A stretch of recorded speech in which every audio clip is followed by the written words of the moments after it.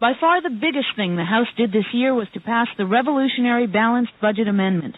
Following the Senate's lead, the House sent the bill to the President's desk, calling for massive and no budget deficit by 1991. House Majority Leader Jim Wright said those cuts will eventually hurt. This bill's drastic.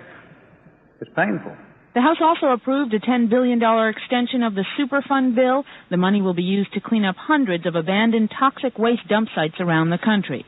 Earlier, the House passed an emergency farm credit bill to bail out the farmer-owned farm credit system. It's tottering on the brink of default because farmers are hit by high production costs, low prices for their produce, and falling land values. Earlier this year, the House approved the massive farm bill, cutting tobacco price supports and other produce programs farmers have become accustomed to leaning on.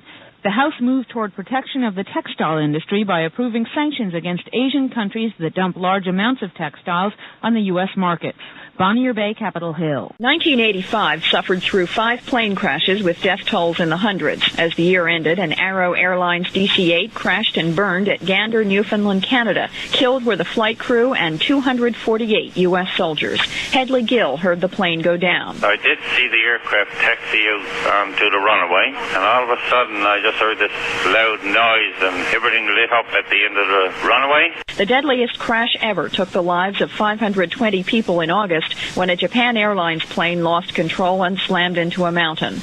In June, all 329 people aboard an Air India jet perished when an explosion sent them plunging into the sea off the Irish coast. Authorities thought Sikh extremists planted bombs on the plane.